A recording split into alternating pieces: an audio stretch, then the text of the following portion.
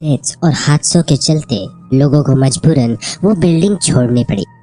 सबका कहना था कि वो बिल्डिंग हॉन्टेड है।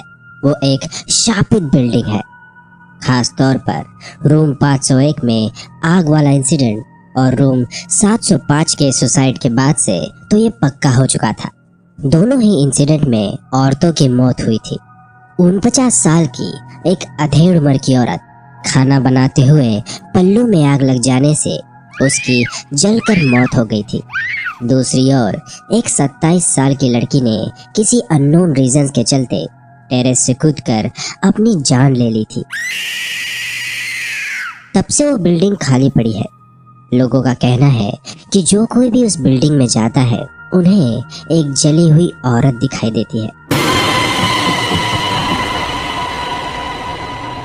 पास की ही बिल्डिंग वालों का कहना है कि उन्हें एक लड़की टेरेस के पैराफिट पर रात को चलती हुई नजर आती है। बिल्डिंग के ओनर ने सिक्योरिटी एजेंसी से बात करके वहां वॉचमैन भी लगाया ताकि कोई बाहर का उस बिल्डिंग में ना जा सके, पर कोई भी वॉचमैन 2-3 दिनों से ज्यादा वहां नहीं टिका। उनका कहना था कि रात को उन्हें औरतों की चीखें सुनाई देती थी। मुझे और मेरे फ्रेंड को ये भूत प्रेतों वाली बातें काफी पसंद है। एक रात सुशील मेरे घर पर नाइट ओवर के लिए आया था। कुछ 2-3 बियर पीने के बाद हम अपने अपने कुछ भूतों के इंसिडेंट्स शेयर कर रहे थे। हम दोनों को पता था कि हमारी कहानियां सच नहीं है। हमने बातों बातों में डिसाइड किया कि हम वो हॉन्टेड बिल्डिंग में जाएंगे। हमने एक दूसरे से शर्त लगाई कि देखते हैं हम में से कौन ज्यादा ब्रेव है। जैसे ही हम उस बिल्डिंग के गेट के सामने पहुंचे, उसे देखकर ही पता चल रहा था कि उसे क्यों हॉन्टेड कहा जाता है। बस उस बिल्डिंग को देखने से ही हमारे माइंड में घर वापस जाने के थॉट्स आने लगे। वो बिल्डिंग काफी पुरानी थी। उसमें 2 विंग्स थे जो आसपास में कनेक्टेड थे और हर एक फ्लोर पे काला अंधेरा था। कुछ अपार्टमेंट्स की खिड़कियां खुली थी। मैंने टाइम चेक किया तो रात के 1:30 बज रहे थे। उस बिल्डिंग को देख के ही हम लोग इतना डर चुके थे कि हमें डिल्यूजन्स होने लगे कि कोई हमें विंडोज से देख रहा है। मैं काफी डर चुका था और उस शर्त को पीछे छोड़ वापस घर जाना चाहता था। मैं सोच ही रहा था कि तभी काफी तेज बारिश शुरू हो गई और हम बारिश से बचने के लिए उस बिल्डिंग में चले गए। मैंने सुशील की ओर देखा और सोचा मैं इसके सामने डरपोक नहीं लगना चाहता हूँ। चलो अब बिल्डिंग के अंदर आ ही गए हैं तो देखते हैं क्या होता है। हमने सिगरेट्स चलाई और बारिश की ओर देखते हुए सिगरेट पीने लगे। लास्ट पफ लेने के बाद सुशील ने कॉन्फिडेंटली कहा, लेट्स गो। मैंने उसकी ओर डर की नज़रों से देखा। वो हंसते हुए आगे बढ़ा और बिल्डिंग के अंदर जाने लगा। हम फर्स्ट फ्लोर पे पहुंचे।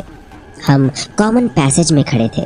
हमारे लेफ्ट में 2 दरवाजे थे और राइट में 2 दरवाजे और सामने सीढ़ियाँ ऊपर और नीचे की ओर जा रही थी।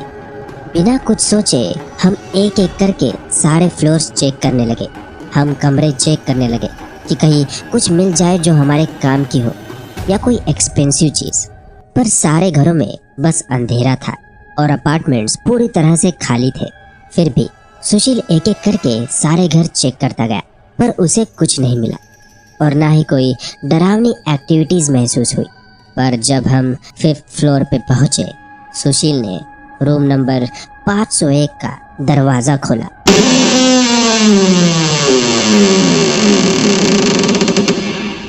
हम अब इन पुराने दरवाज़ों की आवाज़ से यूज्ड टू हो चुके थे, तो दरवाज़ा खुलते ही सुशील रूम के अंदर खुद गया और इस तरह एक्टिंग करने लगा जैसे उसके हाथों में कोई गन हो। मैं उसकी बॉडी लैंग्वेज देखकर बता सकता था कि वो डरा हुआ है और इसीलिए स्टूपिड एक्टिंग करके खुद को तसल्ली दे रहा है।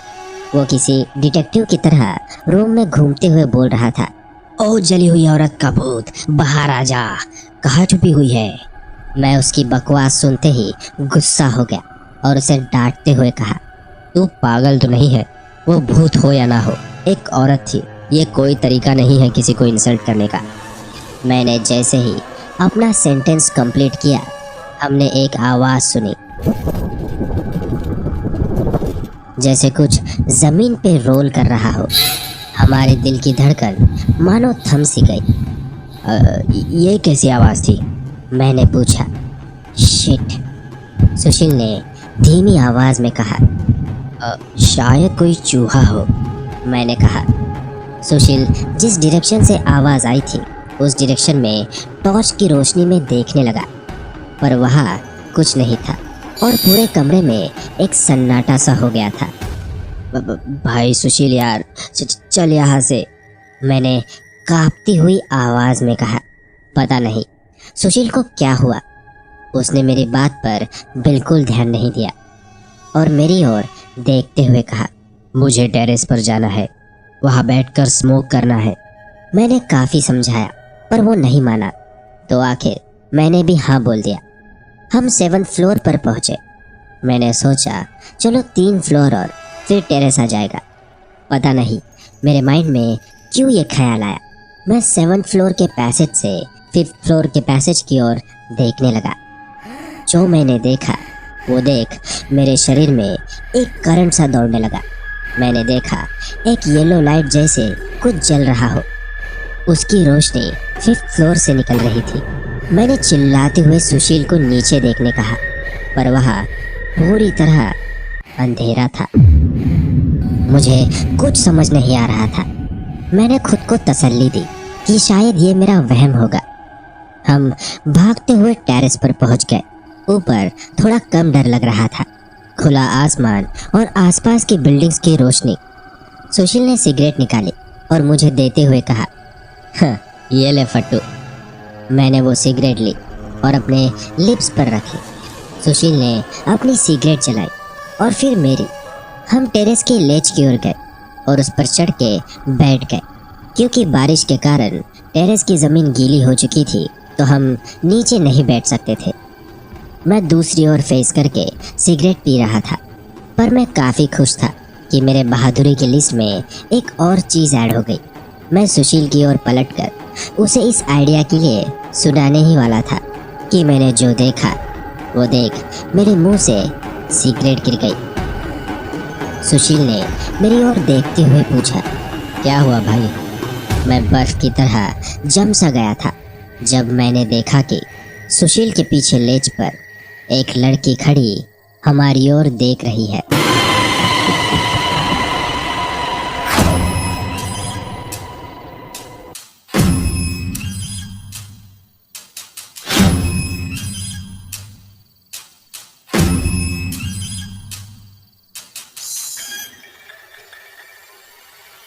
मेरी आवाज़ हलक से बाहर नहीं आ रही थी। मैंने उसके पीछे फिंगर पॉइंट करते हुए इशारा किया। सुशील पीछे पलटने ही वाला था कि वो लड़की नीचे कूद गई। सुशील को भी कुछ महसूस हुआ, जैसे कोई लेट से नीचे कूदा हो। हमने नीचे देखा पर मुझे कोई नज़र नहीं आया। डर से सुशील का बैलेंस बिगड़ गया और वो लेट से नीचे गिरते गिरते बचा। हम दोनों सीढ़ियों की ओर भागने लगे और नीचे उतरने लगे।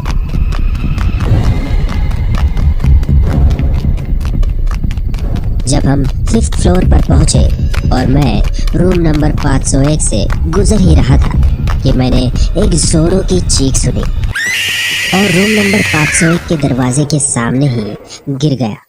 जैसे ही मैं नीचे गिरा, मैंने देखा रूम में एक तेज रोशनी आने लगी। सुशील भागता हुआ मेरे पास आया और मुझे उठाया। हम दोनों वही पत्थर से जम गए। जब हमने देखा कि एक औरत आग की लपटों में किचन से लिविंग रूम की ओर भागते हुए आई, वो जोर जोर से दर्द में चीख रही थी। कुछ देर बाद वो रुक गई और एक झटके से हमारी ओर देखा और अचानक हमारी ओर आने लगी।